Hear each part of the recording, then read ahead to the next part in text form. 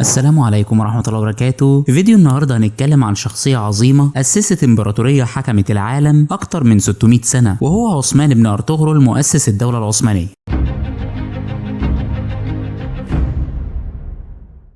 عثمان بن أرطغرل اتولد عام 1258 ميلادية، وكان ابن القائد التركي الشهير أرطغرل. من وهو صغير اتربى على الفروسية والشجاعة والدين، وكان دايما بيحلم ان قبيلته تبقى ليها مكانة كبيرة، مش بس قبيلة بتدور على أراضي تعيش فيها. أبوه أرطغرل سلمه القيادة قبل ما يتوفى وهو عنده حوالي 23 سنة، وعثمان ما ضيعش وقت وبدأ يوسع نفوذ قبيلته بهدوء وذكاء. عثمان استغل ان الدولة البيزنطية كانت ضعيفة، وبدأ يهاجم بعض الحصون والمدن الصغيرة حوالين أرضه، بس كان عنده أسلوب مختلف. ما كانش مجرد قائد بيغزو، ده كان سياسي ذكي وبيفكر لمستقبل بعيد. الناس حبته لأنه كان بيحكم بالعدل وكان بيشجع على العلم والدين. وفي يوم من الأيام شاف رؤية وهو نايم إن شجرة كبيرة بتطلع من صدره وبتغطي العالم، ففسر الرؤية دي إن نسله هيكون ليه شأن عظيم، وده فعلا اللي حصل. وفي عام 1299 ميلادية عثمان أعلن تأسيس دولته رسميا وسماها الدولة العثمانية. بدأ يضرب عملة باسمه ويخلي ليه جيش ونظام حكم، وكان دايما بيضم القبائل النائية بالحكمة مش بالحرب. اتجوز مال خاتون اللي كانت واحدة من أهم السيدات اللي ساعدوه في نشر الدين الإسلامي في المنطقة. ولما كبر في السن سلم القيادة لابنه أورخان وقال له: يا ابني أوصيك بتقوى الله وبالعدل، وخليك دايما جنب المظلوم قبل الظالم. عثمان بن أرطغرل ما كانش بس قائد حربي، ده كان راجل له رؤية. أسس دولة بقت من أعظم الإمبراطوريات في التاريخ، وفضلت موجودة لحد عام 1924 ميلادية. دي كانت حكاية عثمان، الراجل اللي حلم وحقق حلمه. لو عجبك الفيديو ما تنساش اللايك والاشتراك، واشوفكم في فيديو جديد ان شاء الله. دمتم في رعاية الله، والسلام عليكم ورحمة الله وبركاته.